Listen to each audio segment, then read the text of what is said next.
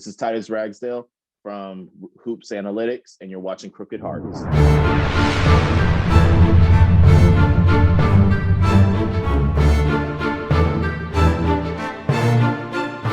Yeah, so I like that feel. And mind you, I was like 5'10", and I probably remained at 5'10" for a really long time and didn't really like grow. So sixth grade on, we're winning games, and supposedly I guess the school was solid, but they weren't like winning. So I was like really like the only sixth grade that I was playing for both levels. I was playing for a B team and an A team. So after I'm done playing my sixth grade game, I'm playing like the eighth grade games, like right after.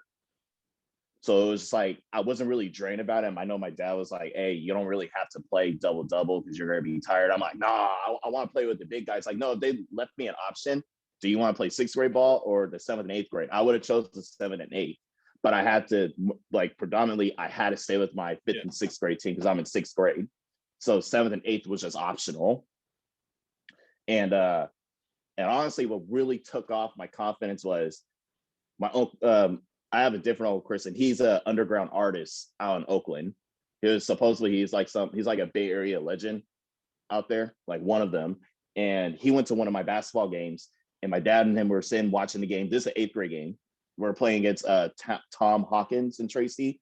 And my uncle was like, hey, that's MC Hammer right there. Because I didn't know, I forgot MC Hammer lived in Tracy.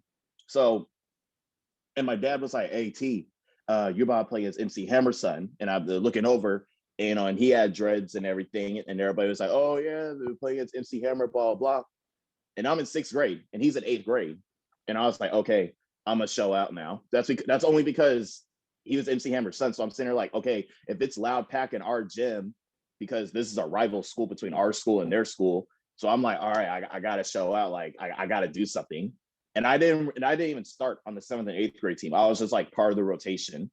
So I get there, and tip-off happens. Everybody's playing, balling out, blah, blah. Coach is like, all right, T, you're going to come in and you're going to guard one of these guys. And it wasn't MC Hammer's son.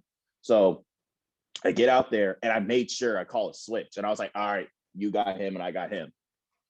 And he was cocky. He was like dribbling, saying stuff, blah, blah, that nobody was hearing, right?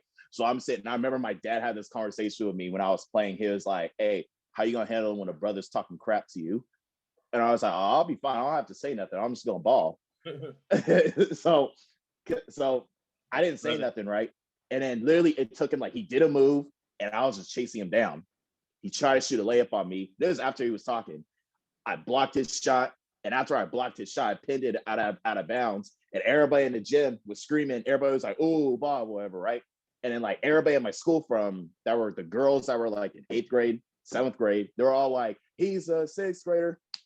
And that's the thing, like, I like that feel. And that was when I was like, all right, I'm just gonna take off now. I'm just gonna go. So from there on, like, my confidence just like increased only because of the approach I was getting and the response I was getting just from my play. Right.